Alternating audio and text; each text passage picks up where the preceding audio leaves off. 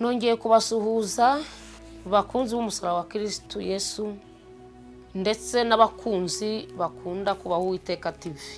Mwebwe mwese imigisha y'Imana ibane namwe. Ubushije twaganiriye ku rukundo rw'Imana. Noneho uyu munsi tugiye kuganira uburyo urukundo rw'Imana rwigaragaza mu buzima bwacu bwa buri munsi. Bene data bakundwa, urukundo rw'Imana ntirugarukira gusa muri Bibiliya cyangwa mu rusengero, ahubwo rugaragara no mu buzima bwacu bwa buri munsi. Buri munsi Imana itwereka ko idukunda, kandi ishaka ko natwe tubaho tugaragaza urwo rukundo. Yesu Kristo yaje kugira ngo atwigishe uko umuntu yabaho mu rukundo hagati y'abantu ndetse no hagati y'umuntu n'Imana. Tugiye kurebera hamwe ibintu bitanu bigaragaza yuko Imana ibana natwe buri munsi. Icyambere, mu buzima bwacu bwa buri munsi Imana itwitaho. Iyo umuntu abyutse ari muzima, agihumeka, afite imbaraga zo gukora, aba abonye ikimenyetso cy'urukundo rw'Imana, kubera yuko ibyo byose biri mu bubasha bwayo. Urukundo rw'Imana turubona mu byo turya, turubona iyo imvura iguye ikadusiga turi amahoro, turubona iyo umuntu aramye akamara umwaka, akamara ibiri, akazarinda w'umusaza. Turubona mu buzima bwo kubona ibyiza muri ubu buzima, tubona mu kurindwa impanuka ndetse no kurindwa ibindi bibi. Turubona kandi mu bantu badufasha mu gihe twagize ibibazo. Burya no kugira ngo ugire inshuti nabyo bigaragaza urukundo rw'Imana. Hari abantu batekereza ko Imana ibakunda gusa iyo bafite amafaranga.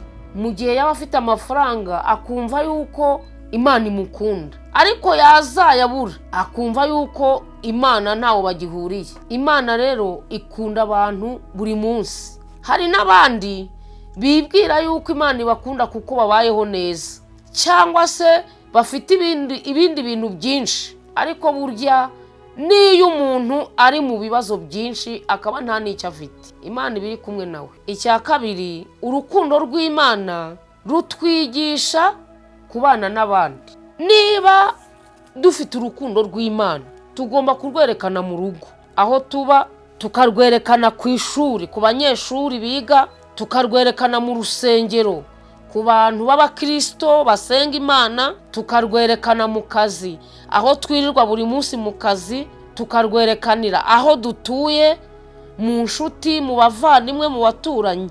Imana ishaka ko twerekana urukundo, kandi Imana ishaka ko tubaho mu rukundo.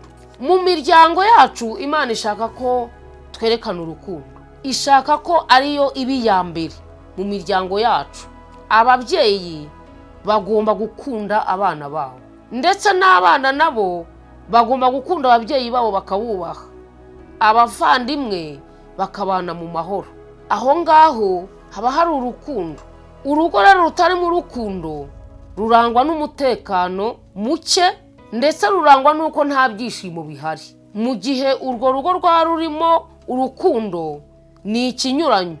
Urwo rugo rugira umutekano, rugira ibyishimo, rubamwa amahoro, abantu baraseka, abantu barishimana, ubusanga ubumwe ari bwose.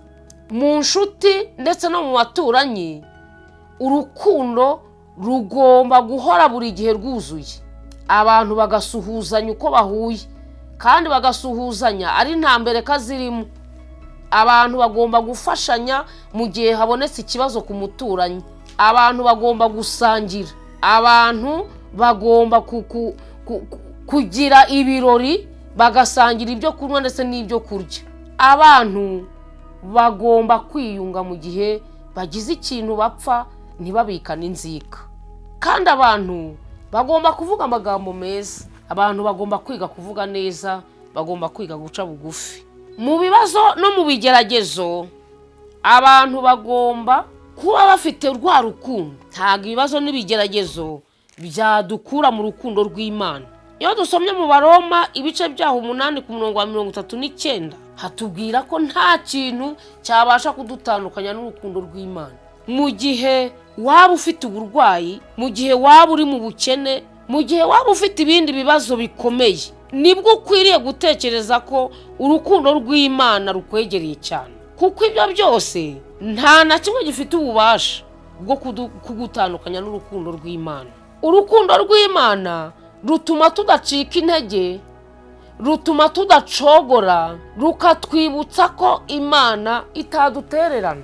Imana ihora iri kumwe natwe. Umuririmbyi yigeze aririmba aravuga ngo urukundo rw'Imana ntabwo rwandeka nubwo ndi mubi. Ni ukuvuga ngo urukundo rw'Imana ruhorana natwe. Tugomba kugira ibyo byiringiro tugakomera, kuko Imana ntibyashoboka yuko yatureka cyangwa idutererane, kuko ijambo ryayo ari ukuri nta nubwo ijya ibeshya.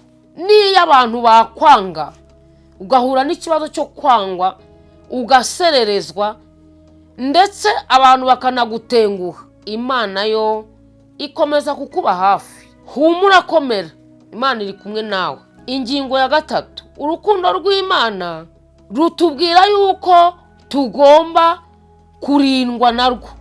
Urukundo rw'Imana rutwigisha ko Imana iturinda ndetse ikanadukingira amakuba n'ibyago. Mu buzima bwa buri munsi duhura na byinshi bishobora kuduteza ibyago, ariko Imana ikatubungabungira umutekano ndetse igakubitira kure ibyaza kutubuza amahoro. Imana ijya inigaragaza, ikaturinda ndetse igatwara kure imigambi ya shitani n'iy'abana b'abantu, ikabiturinda bitaratugeraho. Kubera ko Imana ireba aho tutareba, ikagera aho tutagera, imenya imigambi y'ibizaza nyuma, ibyo ngibyo ikabiburizamo bitari byageze igihe. Ibyo byose ni urukundo rw'Imana. Iyo dusomye mu gitabo cya Zaburi ibice 23 guhera ku murongo wa 2, haravuga ngo Uwiteka niwe mwungeri wanjye sinzakena, andyamisha iruhande rw'amazi adasuma, asubiza intege mu bugingo bwanjye. Aho ngaho bishaka kutwereka yuko Imana ihorana natwe, kandi Imana ifite mu nshingano zayo no mu migambi yayo kutugirira neza. Ni nayo imenya imigambi yacu ya buri munsi, ibizatubaho, ndetse ni nayo igena ifunguro ryacu rya buri munsi. Iri jambo rirashaka kutwereka yuko tugomba gukomeza cyane ibyiringiro byacu tukizera Imana. Ingingo ya 4, urukundo rw'Imana rutuma dukora ibyiza. Urukundo rwacu rugomba kugaragarira mu bikorwa ndetse no mu magambo tuvuga. Hari abantu bagira uburyarya, kakwereka yuko agukunze inyuma ku mubiri ariko imbere ku mutima bidahari, ndetse bijya bigaragara yuko hari abantu bashobora guhurira mu nzira bagahana mwaramutse, bagahoberana, bakanabwirana bati Yesu ashimwe, ariko rwose umwe agambirira ibibi ku wundi. Ijambo ry'Imana ratubwiye yuko urukundo rw'Imana rugomba kugaragarira mu bikorwa, rukagaragarira no mu magambo tuvuga. Ibyo umubiri ukora bikaba ari nabyo umutima utekereza. Ingingo ya 5, urukundo rw'Imana twarugaragaza gute? Ni gute twagaragaza urukundo rw'Imana mu isi? Twagaragaza urukundo rw'Imana dusenga ubudasiba. Yesu yabwiye abigishwa be, arababwira ati musenge mutajya mu moshya. Iyo umuntu adasenga ajya mu moshya. Iyo umuntu adasenga akora ibyaha nkana. Iyo umuntu adasenga Satani aramushobora. Iyo umuntu adasenga abantu baramushuka agashukika. Tugomba gusoma ijambo ry'Imana buri munsi. Ijambo ry'Imana ni imbaraga, ni ubushobozi. Umugabo witwa Dawidi we yaravuze ngo nitabaza ari muri ibirenge bye. Arangije aravuga ngo ni ibyo kurya byera bitunga umukristo mu rugendo. Ni imbaraga zacu. Iyo dusomye ijambo ry'Imana ndetse tukarisoma buri munsi, ribasha kuturinda kwinjira mu isi, ahubwo rikatwereka uburyo tugomba kuba maso tukirinda. Tugomba kubabarira abandi. Ijambo ry'Imana rivuga yuko umuntu utababarira nawe atazababarirwa, kandi noneho ntazababarirwa n'Imana. Umuntu agomba gutera intambwe, akagira imbaraga, akamenya yuko icyo Imana yamuremeye ari ukugira ngo ajye ababarira abandi kandi ajye akiranuka. Tugomba gukora ibyiza buri munsi. Tugomba kugira akamenyero ko gukora ibyiza tudahaswe cyangwa se tudakoreye ku jisho. Kuko iyo umuntu akora ibyiza haswe agakora ibyiza akorera ku jisho, nta gihembo aba afite mu bwami bwo mu ijuru. Tugomba kwirinda urwango, tukirinda n'inzika. Iyo dukunda abandi tuba twerekana ko urukundo rw'Imana ruri muri twe. Tugomba gukunda abandi tukerekana ko urukundo rw'Imana ruri muri twe. Ni nabyo bizatuma abatari bakira urukundo rw'Imana, batarakira Yesu Kristo nk'umwami n'umukiza mu bugingo, nicyo kizatuma bayoboka natwe inzira twanyuze. Urukundo rw'Imana ni urumuri rutumurikira, kandi rumurikira ubuzima bwacu bwa buri munsi. Rutuma tugira amahoro, rutuma tugira ibyiringiro, rutuma tugira imbaraga zo gukomeza urugendo rw'ubuzima. Iyo twemeye kugendera muri urwo rukundo, ubuzima bwacu burahinduka kandi tukabera abandi umugisha. Ndaguhamagarira kandi ndakwingingira kwemera urukundo rw'Imana rukinjira muri wowe. Tugitangira twabonye yuko Imana ariyo rukundo. Kwemera urukundo rukaza muri wowe ni ukwemerera Imana ikaza gutura mu bugingo bwawe, kandi umwuka wayo wera akakuyobora buri munsi mu ngeso no mu ngiro no mu mvugo.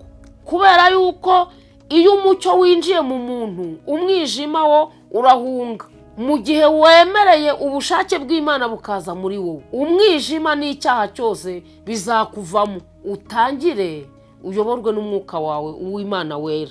Ikindi kandi uzagira amahoro atagabanyije, uzagira ibyiringiro bikomeye. Imbaraga zo gukomeza urugendo zizagwira muri wowe, kandi noneho abazajya bakureba uzababera umugisha. Umuririmbyi yigeze aririmba aravuga ngo nitugera imbere y'intebe y'Imana ngo tuzagaragaza iminyago, tuzagaragaza icyo twakoze. Nawe uzavuga ubutumwa bwiza ubwerekanishije ingeso zawe nziza, imvugo yawe nziza, umutima wawe mwiza. Hanyuma Imana ireba ibyiherereye nayo izakugororera. Ndangije nkwifuriza ko imigisha yose yo mu gakiza k'Imana ikuzaho none n'iteka ryose. Amen.